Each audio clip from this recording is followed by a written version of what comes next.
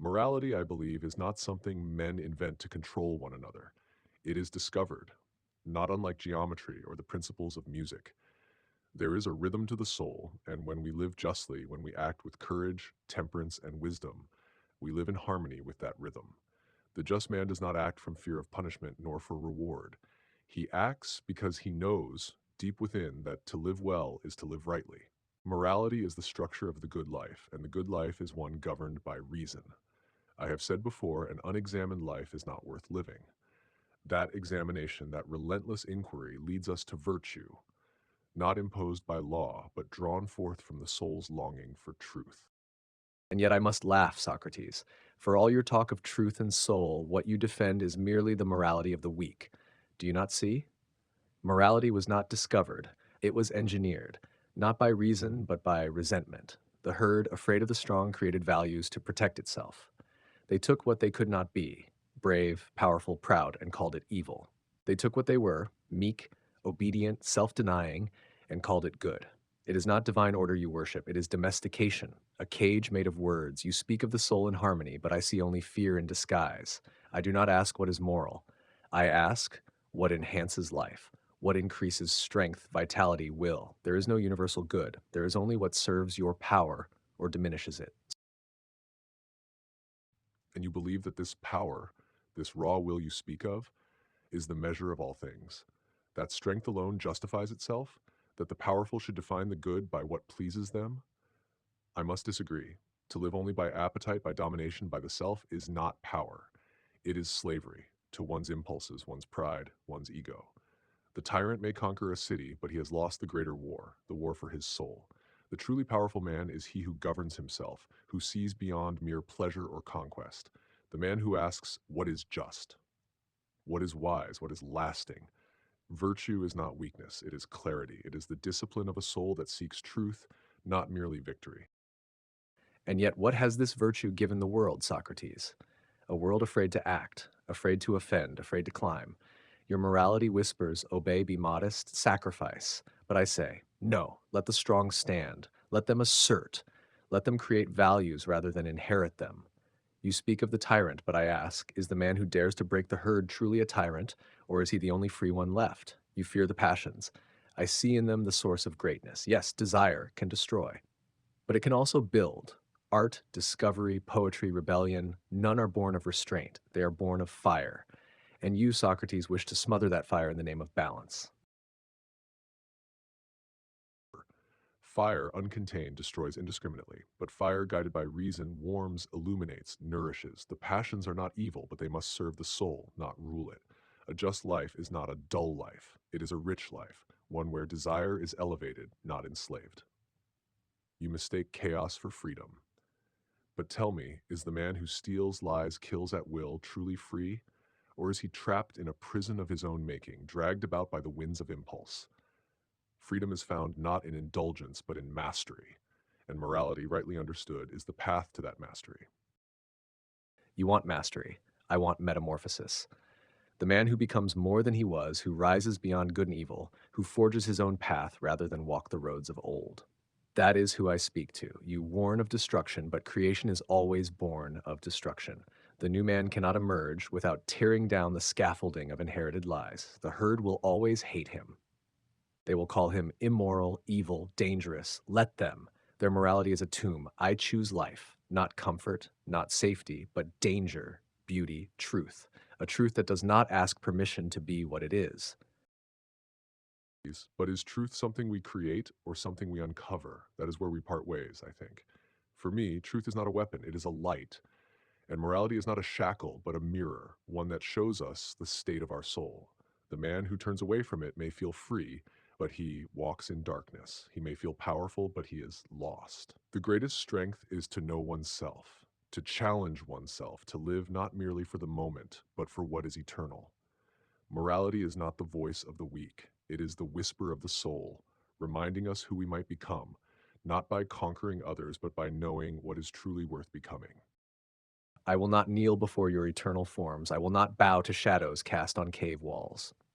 You ask, what is worth becoming? I say, become what you are. Do not seek harmony, seek intensity. Burn brightly, even if briefly. Your mirror may offer reflection, but I offer a hammer to break, to remake, to begin again. We are not here to obey virtue. We are here to dance with chaos, to flirt with madness, to affirm life even in its cruelty. You call that immoral. I call it honest. Society is just when it nurtures the soul. It should not merely protect bodies or distribute wealth, but guide its citizens toward virtue. The laws, the customs, the education of a city, these are the tools by which a people shapes character. A city must not follow the passions of the many, nor the whims of the powerful. It must be governed by those who have trained their minds, refined their souls, and sought truth. The goal is not dominance, but harmony, within the self and among all. This, I believe, is the purpose of community, to make each soul better through shared pursuit of the good. And there you reveal it. The desire to mold man into something safe, small, predictable. You speak of justice, but you really mean control. You want to clip the wings of the eagle so it does not fly too high or cast too large a shadow. But I ask, why should the individual serve society at all? Why should the exceptional bow to the ordinary? Society, as you conceive it, fears the great man. It builds fences and laws to keep him from breaking loose. But my concern is not with the herd. My concern is with the one who dares to stand alone, who dares to become what others only dream. The state is not sacred, the soul is, and some souls must walk alone, even if it terrifies the city. And yet, can even the greatest soul flourish in isolation? We are not gods, Nietzsche. We are born into relationships, to family, to neighbor, to city.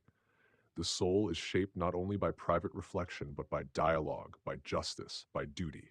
To live without others is not freedom. It is exile. And the so-called great man who rejects all obligations, all humility, all limits, I wonder if he seeks truth or merely escape from it. True greatness is not rebellion for its own sake. It is the strength to serve what is higher than oneself, the form of the good, the betterment of others, the courage to endure when the crowd misunderstands you, not out of pride, but out of principle. You mistake loneliness for exile. The higher one climbs, the more alone one becomes. But this is not a punishment, it is a sign, a mark of difference. The masses cling to comfort and certainty, but the Creator must walk through storms. Yes, obligations exist, but only to those who earn them.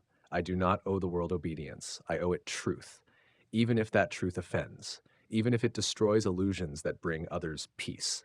The herdman needs morality to keep him from devouring himself. But the free spirit, he devours himself in order to give birth to something greater. Not service, not conformity, creation. But is creation not also a kind of service? The sculptor reveals what is hidden in the stone, not by destroying it, but by refining it. The philosopher questions not to tear down, but to uplift. There is destruction, yes, but it is guided by reason, by a vision of justice. The soul must not become drunk on its own power. Without virtue, without self-examination, power becomes cruelty, and freedom becomes license. I do not reject the individual's journey, but I warn, without morality, that journey ends not in transcendence, but in ruin.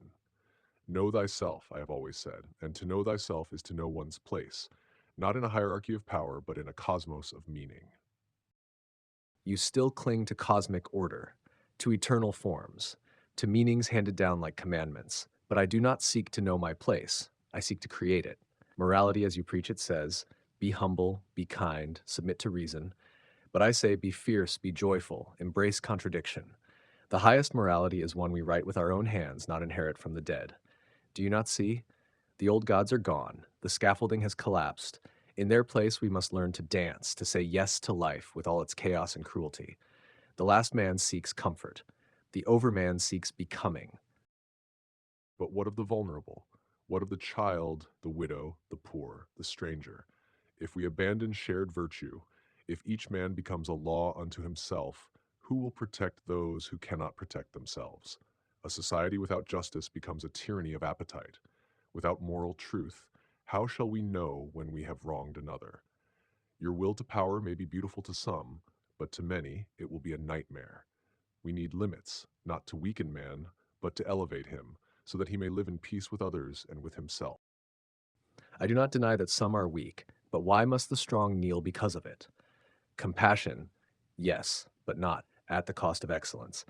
If every man is caged for fear he might offend, if every genius is tamed so the average man may sleep soundly, then humanity shall rot in its own safety. I do not ask that the strong destroy the weak, only that they stop pretending weakness is virtue. The greatest lie of your morality is that it calls submission noble. But what is noble is the ascent, the risk, the vision, the daring to live without guarantee. Pity will not save us. Creation will. Then let us ask finally, what becomes of morality itself? If it is, as you claim, a construct, an illusion, a tool, do we discard it? Do we abandon the search for what is good, or do we press further, ask harder, dig deeper, not for comfort, but for clarity? Morality, to me, is not a set of rules, but a question that never ends. What is the good life? What is justice? How should one live? These are not chains, Nietzsche. They are the very fire of philosophy, the unquenchable light that calls us toward something higher than power, understanding. Then let it burn. Let your questions blaze across the sky like lightning. But I will not pretend the answers are waiting, eternal and shining. I say, there are no answers, only the courage to ask without promise of finding. Morality, if it survives, must become poetry, a personal myth, not a system but a song. The strong will write it in blood and laughter. The weak may call it madness. Let them. But I say, the future belongs not to those who preserve what was, but to those who dare to invent what